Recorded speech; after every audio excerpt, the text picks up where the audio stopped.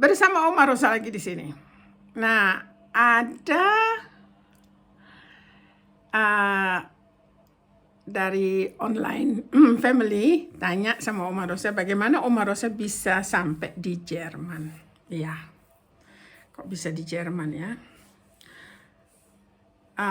Oma Rosa, saya tadinya bukan ke Jerman tahun 1988.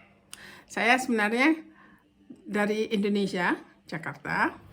Saya mau mengunjungi famili saya di Holland. Ya. Seperti sudah tahu, kita orang Maluku atau maupun orang Sulawesi. Kita banyak famili yang ada di Holland. Nah, itu kakak tertuanya papa saya tinggal di Holland. Nah, saya berkunjung ke mereka. Saya mau melihat mereka. Nah, tapi sebelumnya waktu saya mengambil visa untuk Belanda di Jakarta, itu Botschaft, kedutaan Belanda bilang sama saya bahwa di Jerman untuk paspor Indonesia selama 6 bulan tidak perlu visa. Itu dulu tahun 1988. Nah, oke. Jadi karena visa saya cuma 3 bulan di Belanda, kan sayang balik lagi. Ya, famili kan besar, baik dari papa yang orang Wasuu banyak ya, famili-famili di sana, dan juga mama orang Tanimbar yang banyak di Belanda. Jadi 3 bulan itu ya sempit ya. Nah, dan saya di airport, di kapal terbang, saya kenal satu orang Jerman, dua orang Jerman, anak muda, ya semua muda lah, udah tuan dikit. Mereka juga terbang dari mereka naiknya di Bangkok kalau nggak salah. Jadi kapal terbang itu di Jakarta, Bangkok, Prague. Ya. Jadi bagi orang Indonesia yang dari Jakarta itu harus 1 malam di sana. Itu tiketnya murah sekali. Nah, di kapal terbang itu karena kapal terbangnya ya miliknya Czechoslovakia waktu itu nggak begitu besar. Jadi dua raya, apa tuh bahasa Indonesianya. Jadi kecil lah, kapal terbangnya kecil. Ya. Nah, ngomong kenalan sama satu pria atau satu bekas suami saya. Saya kenalan sama dia di kapal terbang itu. Nah, saya kenalan. Terus ngomong, saya tanya kalau saya harus keluar Belanda, bisa saya 24 jam di tempat kamu, terus saya harus masuk lagi. Oh, kan problem, dia bilang. Oke. Terus kita udah kasih alamat gitu. Dulu kan kita nggak punya handy ya, handphone itu nggak punya. Handy itu bahasa Jermannya, handphone nggak ada kan. Jadi dia kasih nomor telepon, rumahnya, terus alamatnya. Dan saya juga punyanya saudara saya yang di Belanda itu. Nah, akhirnya saya harus keluar. Saudara saya bilang, pergi aja ke sana dulu naik kereta api, nanti 24 jam balik lagi. Jadi kamu dapat visa lagi. Oke. Ya. Terus saya ke sana, saya kenalan di rumah mamanya orang ini ya, yang bakalan menjadi suami saya dulu. Nah, baik kali, senang kali saya. Akhirnya ngomong kata, kita jatuh cinta berjuta rasa, nyantai gigi, rasa coklat gitu katanya ya. Dulu ya, maaf. Nah, dan saya sesudah kenalan setengah tahun, Saya balik lagi ke Indonesia ya. Terus dia kasih tiket saya lagi untuk saya ke Jerman. Terus kita urus surat-surat. Berangkat lagi ke Indonesia, balik menikah di Indonesia. Ya. Jadi itulah mengapa saya bisa di sini, ya, di Jerman. Jadi tidak waktu dulu tidak gampang visanya untuk dapat.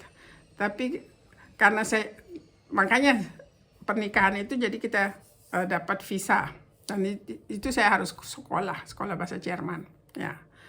Tapi ya saya lebih banyak berbahasa Bavaria, bahasa kampus ini, Bayerisch, ya, daripada bahasa Jerman, ya. Karena orang sini kan orang Bayerisch, orang Bavaria itu ya. Nah, lebih enak kalau kita bisa ngomong bahasa kampung mereka. Mereka senengin kita, apalagi mertua saya, bekas mertua saya dulu. Itu ngomongnya bahasa Bavaria aja, nggak ada bahasa Jermannya. Jadi mau nggak mau kita harus belajar Bavaria. Ya, ya, terus kita menikah. Nama suami saya, ya, bekas suami saya, itu Josef. Kalau di Bavaria, Josef itu Sepp, ya. Makanya dia orang asli sini, ya. Dan lahirlah Magdalena. Tapi rumah tangga kami tidak begitu bagus, ya. Dan berapa lama, ya, terus kami cerai. Sejak itu saya hidup sendiri. Saya yang besarin anak saya sendiri. Saya kerja lama di sekolah sebagai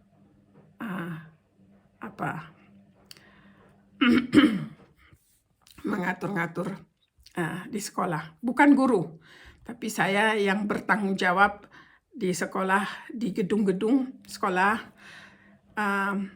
Kalau kamar mandinya nggak bersih atau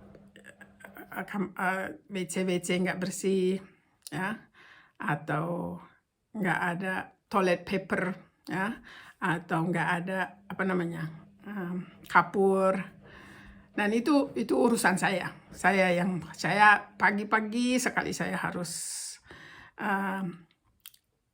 masuk sekolah, nyalain lampu, buka jendela supaya udara segar masuk, ya. Nah, itu dulu saya kerja begitu. Itu dulu itu sekolah-sekolah itu milik pemerintah. Ada pemerintah setempat, ada pemerintah Jerman. Nah, sekolah SD sama sekolah Hauptschule, itu namanya Hauptschule itu. Jadi agak sedikit rendah dari sekolah SMA atau SMP, di bawah SMP, ya. Karena nilainya, dan dari sekolah Hauptschule itu mereka banyak belajar tentang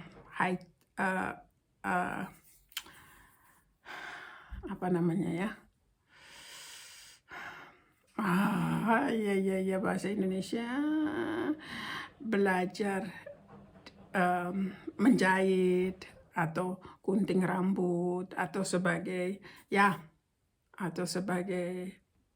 tukang alat pemanas, tukang alat listrik. Nah, itu lulusan dari Hauptschule itu. Jadi itu disebut Berufsschule. Jadi mereka belum Berufsschule, mereka masih di Hauptschule. Itu selama 5, 6, 7, 8, 9 5 tahun sekolah itu, ya, 5 tahun. Nah, dari sekolah itu mereka masuk sekolah penjurusan. Itu penjurusan kerja. Ada yang mau jadi penolong tukang gigi, ada yang mau menjadi penolong dokter.